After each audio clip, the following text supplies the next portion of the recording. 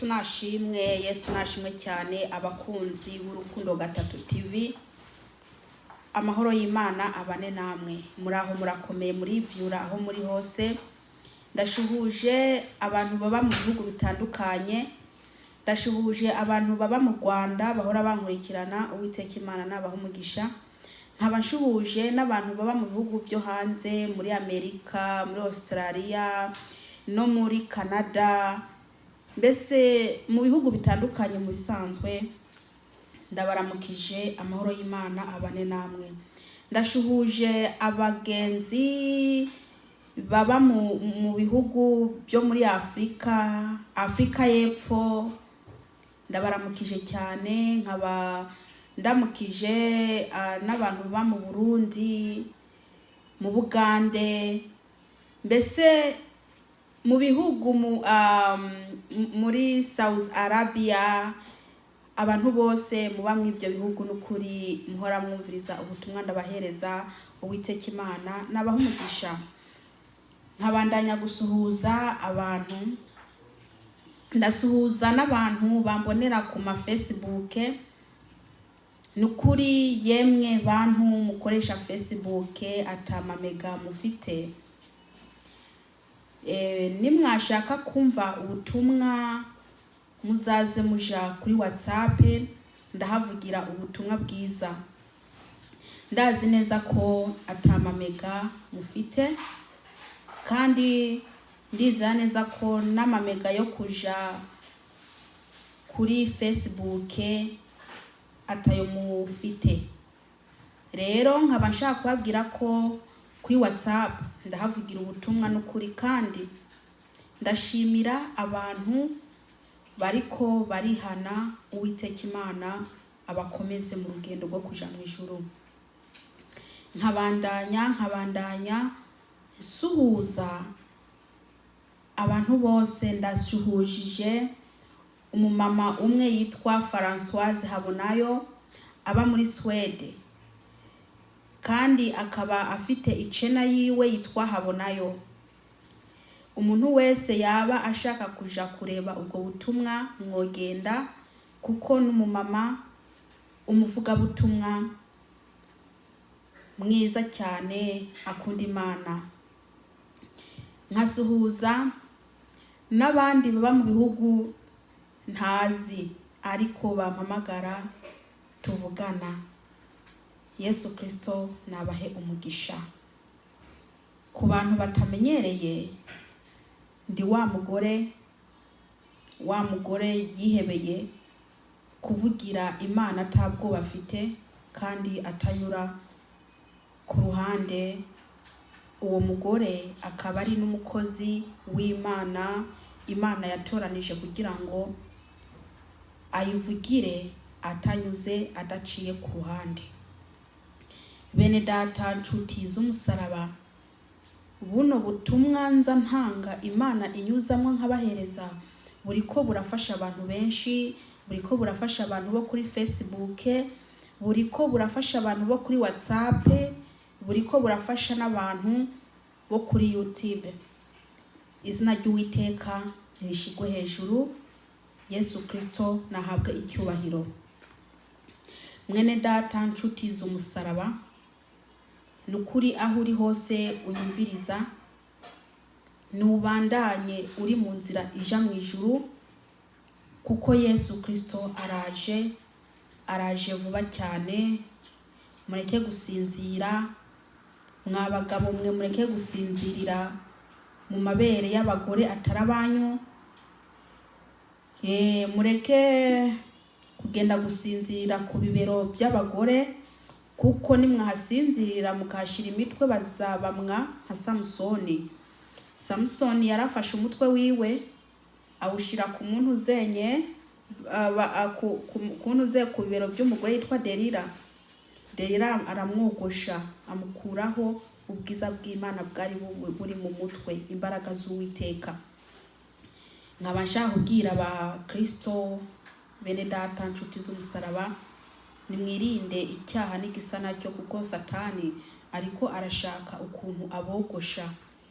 Ndafite ijambo ry'Imana riri mu Balewi igice 18 ku murongo wa mbere kugeza ku wa 3. Aho muri hose bene data ndabakunda cyane. Hariho abantu bariko baransaba ko nababwira ibijanye n'amashampu, amasabune yo koga mu mutwe. Ntago ari amasabune gusa nzababwira n'amavuta bisiga abakristo. Nzababwira n'amavuta bakwiye gushira mu mutwe. Ariko uyu munsi ntago ari cyo cyigisho mfite. Reka dusenge hanyuma Imana ibane natwe. Dusenge mu izina rya Yesu Kristo. Aho uri ufunge ayo maso yawe dusenge. Uwiteka Mana Nyiringabo, ndagushima kuri Imana. Ndagushima ko wongeye kumpa umwanya wo kuvuga ibyawe. Ndakwinginze Yesu Kristo umwana w'Imana, ungire neza, untungikire umwuka wawe wera kugira ngo anshigikire. Data wa twese ndakweretse umuntu wari we wese Mwami Yesu Kristo ari bukike ku iyi video umugisha. Mana ndakwinginze ukurikire rino jambo ryawe kugira ngo rigende rikorewe akamaro akazi mu mitima y'abantu. Mwami ndakwinginze rino jambo rigende rihindura abantu mu mitima kugira ngo Mwami Yesu Kristo benshi bagukurikire.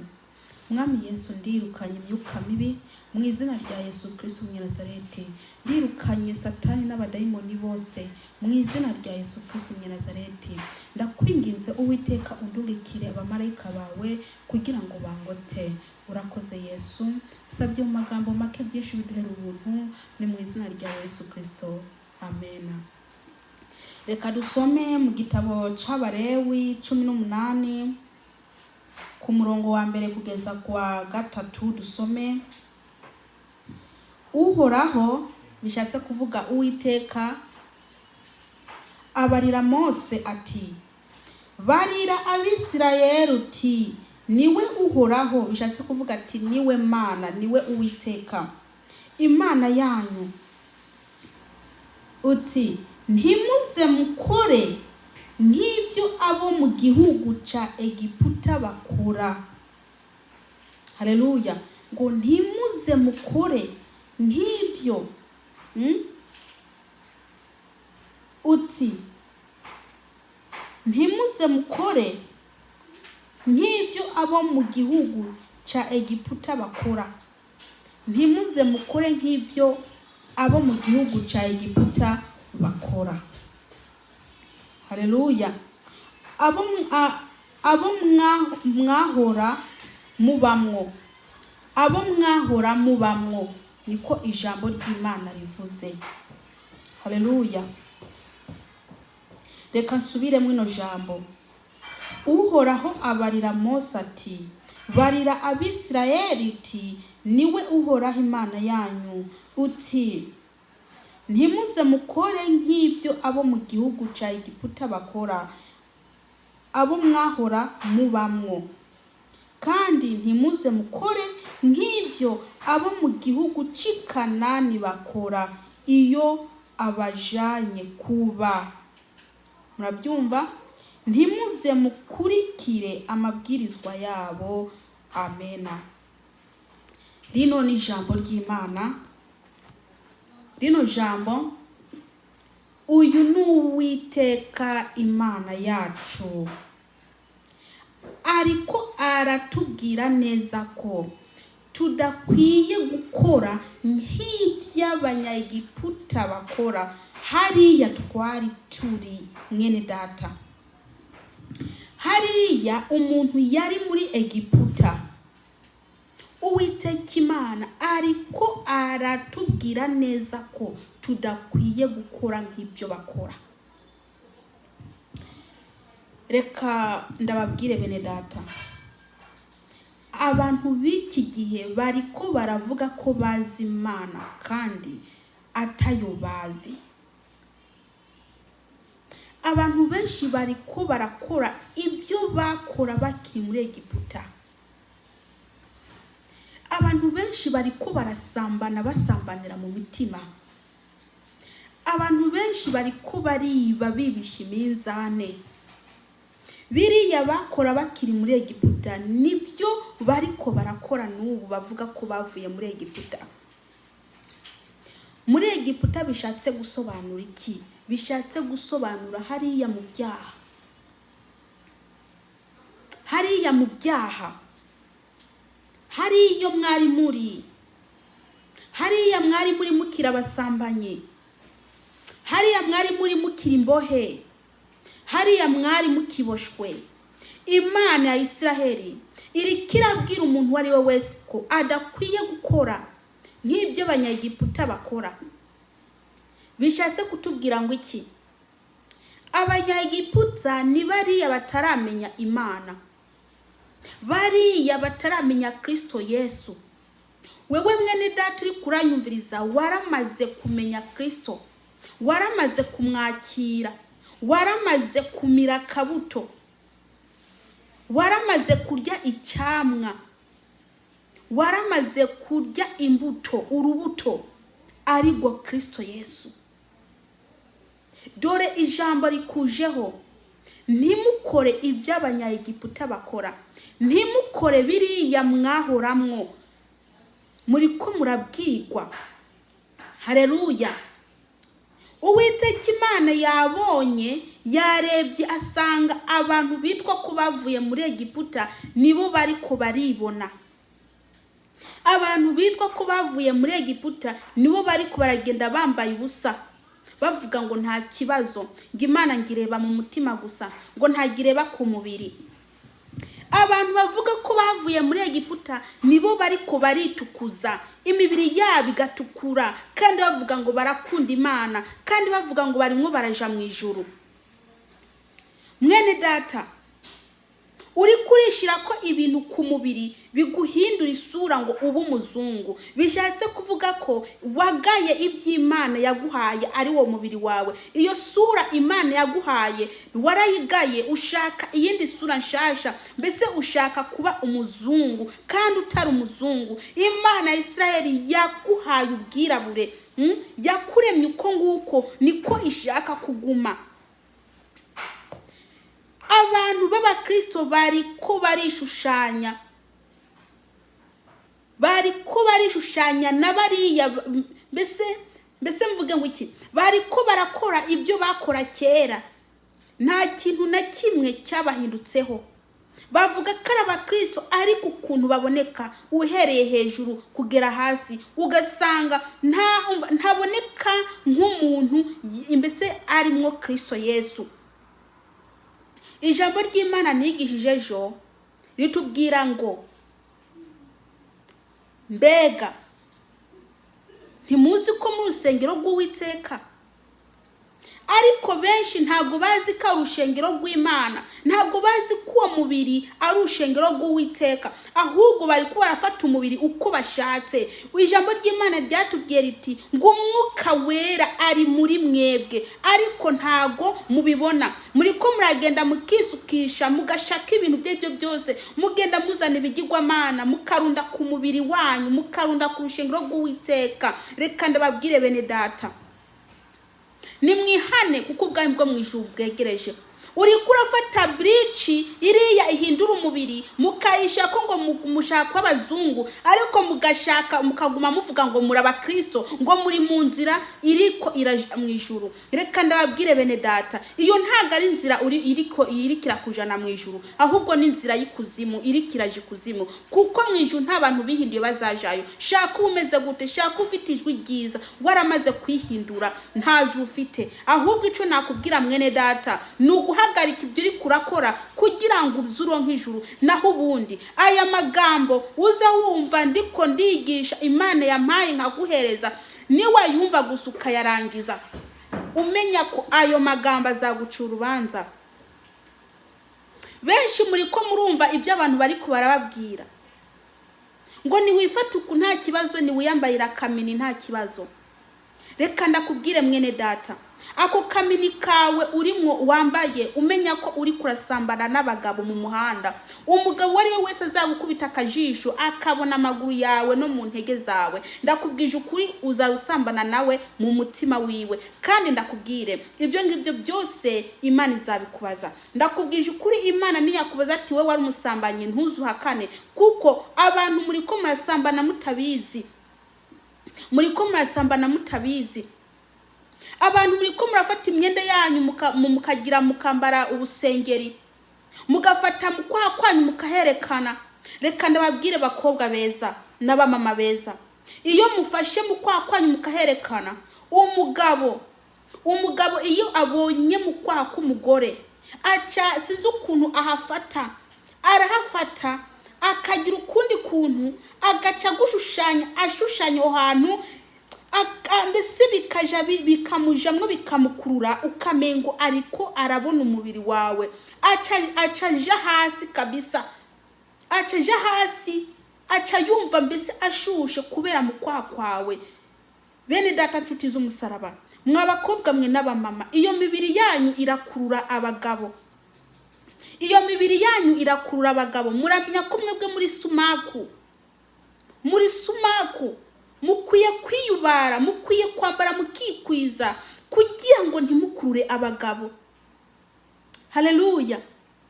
Ibyo bintu mwisiga mu maso, ibyo bintu mu maso, ndababwire muri ko muratuma abagabo babashuhira, muri ko muratuma abagabo bashaka kuryamana namwe, bababwira ngo muri beza, bakabwira ngo muri beza, bababwira kubera iki muri beza? Nuko mwisize ibyo bintu, babonye ko mwahindutse, babonye ko mwabaye abandi bantu, bacabwira ko muri beza, namwe mugaseka ati muri beza. Reka ndababwire, bigaca bibatuma mwongeramwo kubera babwiye ko muri beza. Satani n'umubeshi araza ahubwo ati yuwata ukantu wisize kakugeze neza kugira ngo uzuke umukisiga. Reka ndababwire, Satani ntababohere mu isi, Satani ntabasubize muri Egiputa aho mwari muri, Satani ntabereke ko hariya muri Egiputa mwari muri kariho hari heza, namba ntatoya. Nukuri ari karabarimbura, dore nimwaguma mwibyo muri ko murakora, dore murarimbutse karabaye. Mwabasore mwe muri ko muranyumviriza, ayo mapatro yanyu abafashe mwambara, mukagenda mufata murekura, mbese amapatro yanyu mukayarekura akaja munsi y'ikibuno. Nukuri izo nyambaro nizikuzimu, nimureke kwambara mwambara ubusa. Mwabasore mwizo nyogosho muri ko muriyogoshesha kandi muvuga ngo muraba Kristo. Ese iyo nyogosho ico gisunzu nubwo bwanwa nk'ubwa Sumayiri, ubwo bwanwa wagize wogoshe nguko wasongoje, hajya sinzi ni n'amazina uko babyita, ibyo byose uri kurabijana hehe? Ese ugira ngo ijuru ni iryawe? Mwene da, ijuru ntago ari iryawe, kandi ijuru rifite amategeko. Haleluya. Izo nyogosho muri ko miriyogosha ntabwo bihimbara Imana, ntibinezeza Uwiteka. Nimuhinduke, mumenye iyo muri ko muraja, mumenye n'uwo mwakiriye, mumenye n'ibyo yanga n'ibyo akunda. Haleluya. Mwijuru nta bantu bibona bariyo, Uwiteka Imana ashaka ko muhindukira. Abantu mwaragiye ahantu hakize, mu bihugu bikize, muca mutangira gufata zijya ngeso bafite, muca mutangira kumera nka kurya bari, mutangira kwihindura, muribagira uko mwari muri, uko mwasa, mbese murabyibagira uko mwakunda Imana, mwatinya Imana, ati kire nagishirako Imana irandandura. Ariko ubu ngubu ibyo byose murabikora nta nubwo bamufite. Abamama muri ko madodesha uturibaya, mugasha mwudusutiya, mugaca mufata ubuntu babanye bubegereye, maze mwakwambara amabere yanyu akaboneka, mukagenda mwerekana amabere, hahangaha ugasanga haraboneka. Ese muri ko muraherekande ko mwamaze kuronka abagabo, muri ko murerekande? Reka nakubwire mwene data, Yesu Kristo ntagarishwa nayo mabere yawe ugenda wanikiye hanze. Ni mwambare mwikwize mwaba mama mwe. nimwambare mwikwize. Murazi ko muri abageni, murazi ko muri abageni ba Kristo. Ese Kristo niyabona ugenda werekana amaguru azabyifatamwo gutewe, azakuyumvira gute? Wa mugabo we, Kristo niyabona, niyakubona akakubona agapataro wambaye akantu hakubana, ukambara ibintu bitagukwiye, witwa kuri umugeni wa Kristo, Kristo azakubona gute? Ese azakwemerera koko ko winjira mu bwami bwo mu ijuru? Azakwemera ko winjira mu bwami bwo mu ijuru? Yemwe mwaba Kristo mwe, muriko muravuga ko mukunda Imana, muriko muravuga ko mwakurikiye Kristo, ariko ab'Imana iri kirashaka ntabo, ab'Imana iri kirashaka ntabo.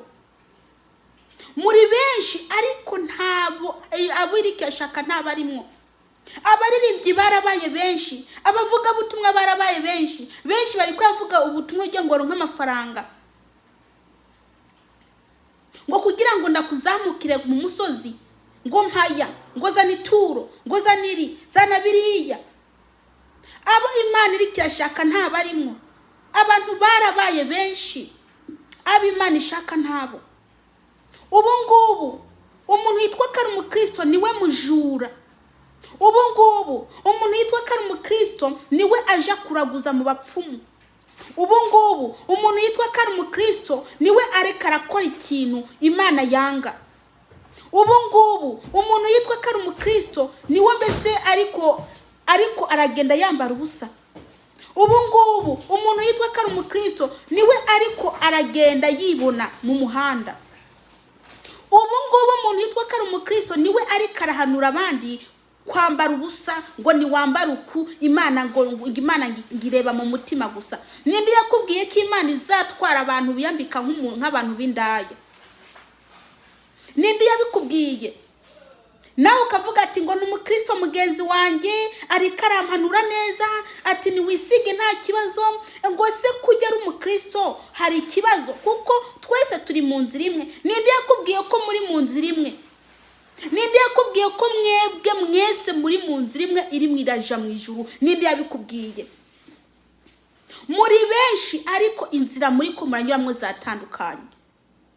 Bariko barakubesha, bariko barakubesha. Reka ndakubwire mwene data, ni wivomere amazi.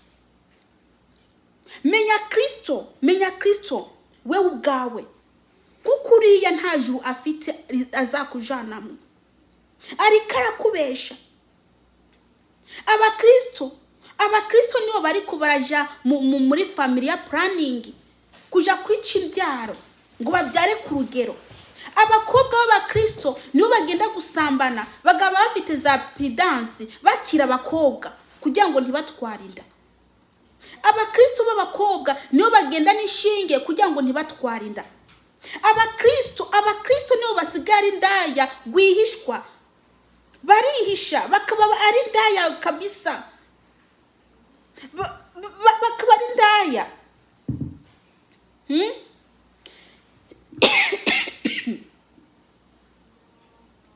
Indaya ukababona ari abakristo mu gitondo, ukabona bambaye neza, ariko mu ijoro akabaro bagenda kugira iki? Gusambana. Reka ndakubwira mukobwa uri kurakora ibyo, nukuri nudahinduka dorarimbutse. Abakristo bakobwa nibo bagenda kuresha abagabo, bagenda kuresha abagabo, bagakora ibyo ari byo byose kugira ngo babaronke. Abakristo barashigikira ubutinganyi. Abakristo nibo bari kubarashigikira ubutinganyi, ko umugabo ku mugabo bagira iki? Babana, ko umugore ku mugore babana. Abakristo nta umva nibo bari kubarashigikira ibyo bintu, bikababaza Imana. Rero Imana iri kirareba ukuntu abakristo bitwa kara abakristo aribo bari kubarashigikira ibintu nk'ibyo. Uburozi. Abakristo mukagenda kuzana uturozi mukadutwara mu ijipo, mukagenda kuturirimbana, mukagenda gukora umurimo w'Imana, kandi mufite utuntu. Ubusambanyi, abakristo barikinisha, abakobwa barikinisha. Wa mukobwa uri kuranyumviza, wa musore, wa mugabo, wa mugore uri kuranyumviza, wewe urara wikinisha ijoro ryose ngo umugabo wawe ngari kure, ukarikinisha. Abandi nabo ngo bari kubaroga, ngo bagiye mu idushe koga, bakishira mu rutoki ngo bari kubaroga, ngo bari kubarakirina, ngo bari kubarikirina, mwisha mw'intoki mwisambanya, mwikinisha ngo muri ko muri yoza hariya. Ariko we mbega imitwe y'abantu, nguri kurakaraba, wanjize mu rutoki, uri kurikinisha, ngo uri kuroza hariya, uri kurahoza mw'ibiki, uri kurahoza mw'ibiki wewe, kurikinisha. Ibyo byaha muri ko murakora ko bigiye kuzabarimbura, ibyo byaha bigiye kuzabarimbura. Abakozi b'Imana n'ubu usanga bifitiye abagore 2, 3, ntago batoshwa n'umugore umwe, nibo basambana, nibo bari kubarishigikira abantu kubabana n'abagore 2. Nguriya ngo nta kibazo, nguriya ngo nta kibazo, ngo bananuriya nta kibazo. Ibyo byaha muri ko murakora nibyo biriko birababaza Imana. Nimwihane kuko ubwami bwo mwijuru bwegereje. Nimwihane kuko Uwiteka Imana ashaka ko mwihana. Nimwihane ibyo byaha bitandukanye muri ko murakora. Nimwihane ubwo buryarya. Nimwihane muri ko muri ibi bintu bitandukanye. Muri ko muribana amatongo, muri ko muragira yewe bene data nshuti z'umusaraba. Imana Isirayeli ishaka ko muhindukira. Imana Isirayeli ishaka ko mwihana, nibyo iri kirashaka. Nimwihane mwabapfumu mwe, mwabacuraguzi mwe mucuragura ijoro abantu iyo basinzire mugagenda mugacuragura. Nimwihane kuko imbwa n'abarozi ntibizaja mu ijuru.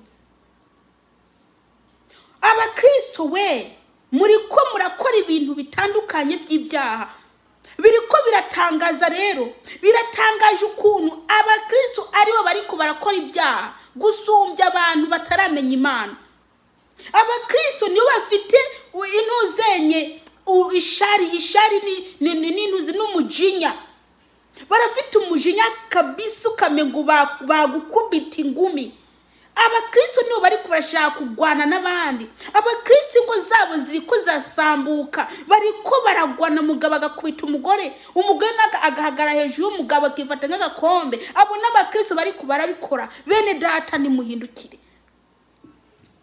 nimuhindukire kuko ubwami bwo mwijuru bwegereje. Yesu Kristo yari karabona ibyo muri ko murakora, ntaganezererwa. Bigakogwa n'abakristo bamenye Imana, bazi Kristo kabisa, bamuzi, bakavuga ko ari Kristo, bamukunda, bakavuga ngo baramukunda. Ariko ubu ibyo bakora bigahakana Kristo. Nimuhindukire kino gihe ni cyo guhindukira. Nimwihane kuko ubwami bwo mwijuru bwegereje. Yesu Kristo ashaka ko muhindukira bene data. Mwabakobwa mwe n'abagore, nimushukwe naho abantu babwira ngo ngisiga gapudire k'umweru ngo nta kibazo. Reka ndabwire bene data, uri yari karagushuka, ntuzi yari karaja, ntuzi inzira arimwo. Nimureke kubwirwa n'abantu ngo ngisige. Bene data nshuti z'umusaraba, muri ko muremera abantu babwira ko kwisukisha atari icyaha. Muri ko muremera abantu ko kwisiga ko atari icyaha. Ariko umuntu ababwira ko kwisukisha ari icyaha, ababwira ko kwisiga ari icyaha, muca mumwanga mukamugira umwansi wanyu. Ariko mugakurikira uriya muntu ariko arabayobora bajana ikuzimu. Reka ndakubwije ukuri, mwene data uri kuranyumviriza, uwo mubiri wawe n'usengero rw'Uwiteka. Muri ko murakora ibyaha bitandukanye,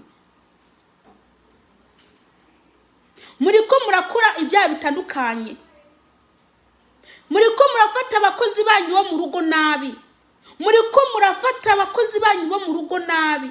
muri ko murabagaburira indya mbi, muri ko murababwira ngo bagende kwicara hariya, muri ko murababwira ko muri saro badakwiye kuhicara, muri ko murabafata nabi.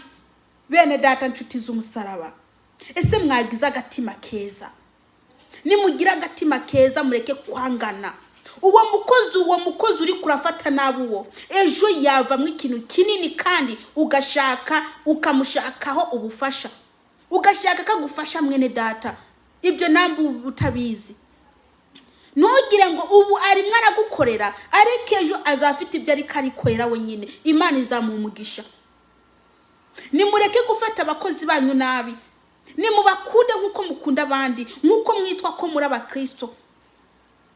Namari ari byo kurya mutetse, nimubaha ibijumba muri ko murarya inyama, nimubaha ubugari muri ko murarya umuceri, nimubahereza indyo kuko n'abantu baremwe n'Imana. Ijya Imana yakuremye niyo yanaremye n'uwo muntu. Nimukorera Imana bene data, nimukorera Imana, nimugende mukorera Imana. Muri ko murazana abakozi bo mu rugo mukabagira nk'abantu baboshwe, mukabafata nk'ibikoko, murabakubita, murababwira nabi, mbese umengo nta nubwo ari n'abantu. Abakozi bo mu rugo baragowe, bari ko barafatwa nabi, aho ubona amarira yabo, bari ko barafatwa nabi.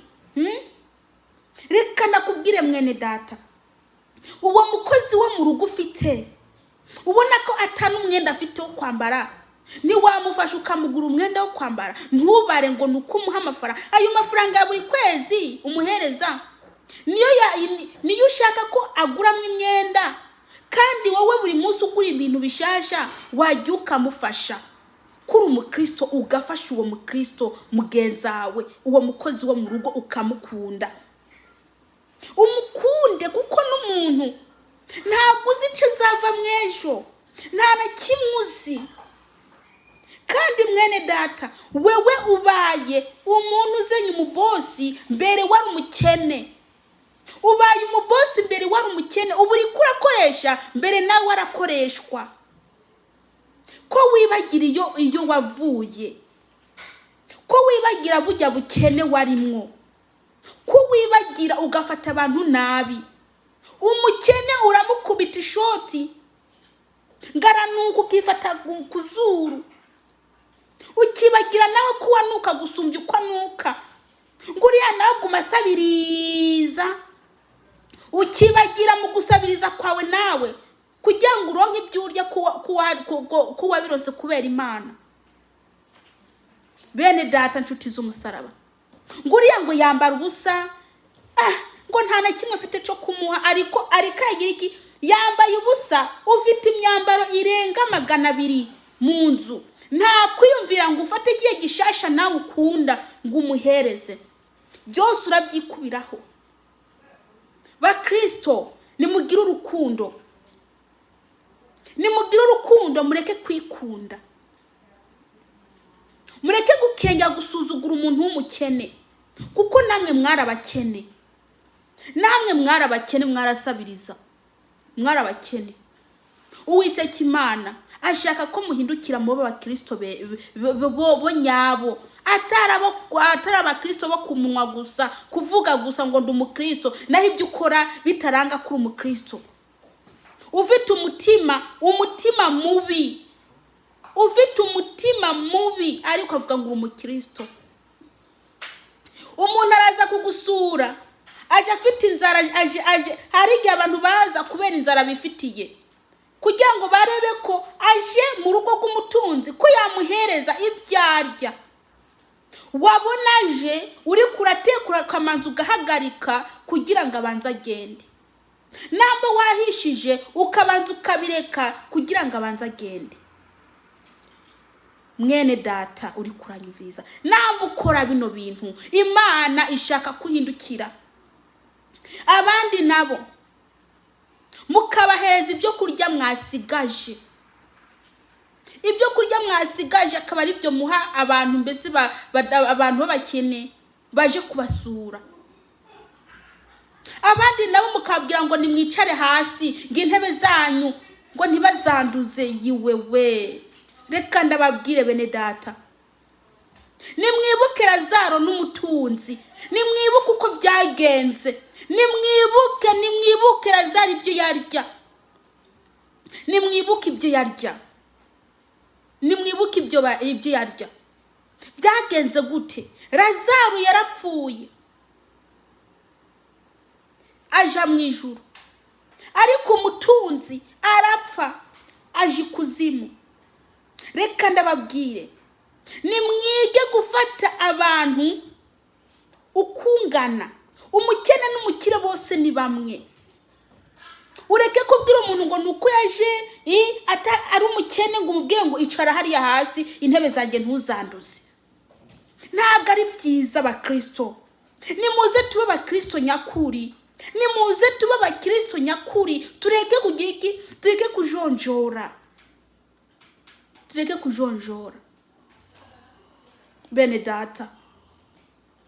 Abandi nabo murikura imyenda ngo mugiye gufasha abantu, murikura puberi, muragenda mukabahereza imyenda zacuyutse, imyenda zashize, imyenda yashaje, iriyo udashaka niyo ugenda ugakura ukaja guha umukene. Ukikura puberi ukaha umukene, ukamuha umwenda ushaje. Ese nikwe gutamu uwo mwenda mushasha ufite ugikunda? Mbe urazi ujya mukene uri kuraha, urazi kari Yesu uri kuraha? Yesu aguhereza ibintu bishasha, ariko wewe umuhereza ibishaje. Aguhereza umuceri ukiri mushasha, ariko wewe ukamuhereza umuceri ugize iki? Ukamuhereza umuceri wagize iki? Watobatobanze. Nibyo muri ko muragabura abantu baje kubareba. Umukene uramuhereza injya watobatobanze, ibijye wasigaje. Yesu ukamuha ibintu bitobatobanze, n'ukuri yaraguhaye umuceri mbese uri mu gafuko mushasha, ariko we umuhereza indya zitobatobanze wabanje gutobatobanga. Kugenda kumwarurira umuceri mwiza utararyaho, ukamuhereza, ukamuha nk'umushitsi, ukamufata neza nk'umushitsi, byarabananiye. Ariko mukavanga mukarimba ngo muri abakristo, ngo muri muzija mu ijuru. Kandi ubukristo butabonekaho n'ibyo mukora biboneka bigaragara ko mutari n'abakristo.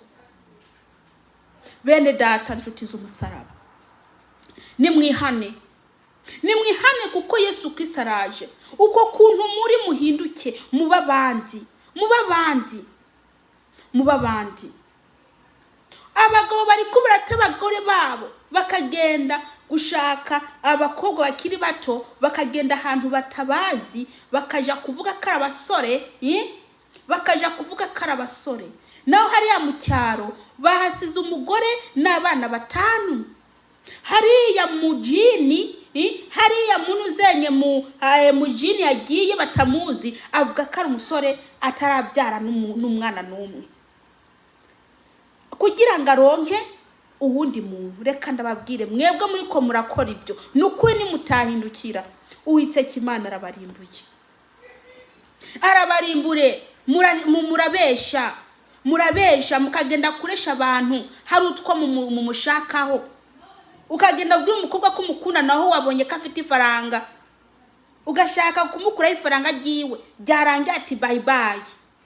Ariko we bene data, nimwihane kugwa bwo mwijuru bwegereje. Yesu Kristo nabaho umugisha. Ndarangije ahangaha bene data. Yesu ashaka ko duhindukira, tube abakristo benyewe, tube abakristo. Tureke kuba nk'abo hanze tutaramenya Imana. Turiko turamaramaza Kristo, turiko turamumaramaza. Urazi kugenda uvuga ngo nguru umukristo ukaba uri gisambo. Ese Yesu Kristo n'umunigisambo, ukaba uri gisambo uvuga ngo nguru umukristo. Ese wumva utaburi kuramaramaza Kristo? Kristo se katari gisambo, we wabaye gisambo gute? wowe ukavuga ngo uri umukristo, ibyo uri kurakora bigahakana Kristo. Uriko uravuga ko uri umukristo ariko ibyo ukora nuko uboneka byihakana Kristo. Reka nakubwire mwene data, urazi ko uko wambara, urazi ibyo byonyine ko bishobora kuvuga ubutumwa, abantu bakihana, ukuntu uboneka bikavuga ubutumwa, ibikorwa ukora bikavuga ubutumwa, utarinze gufata ijambo ry'Imana ngo ugiye kwigisha, imirimo yawe ukora ikavuga ubutumwa.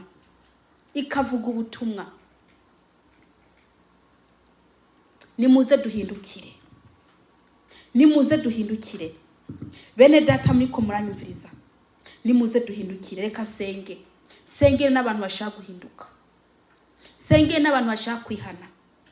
Reka senge, muhumirize, dusenge. Uwiteka Mana Nyiringabo, ndi imbere yawe Mwami, ndakweretse abantu bawe bashaka kwihana, ndakweretse abantu bawe Mwami bariko barakora ibyo wanga. Data ndakwinginze, data ubagire neza Mwami Yesu, bababarire, ubagire neza data. Bagenda bambaye ubusa, bagenda bibona, dore n'abajuru n'abajura n'abacuraguzi Mwami, genda ubagire imbabazi. Ndakwinginze Uwiteka Mana, ugendagende ku muntu ari wese ikaragushaka, umugire neza data. Rino jambo data uriherekeze kugira ngo rigire agaciro mu mitima y'abantu, ni mu izina rya Yesu Kristo, amen. Yesu abaho umugisha kandi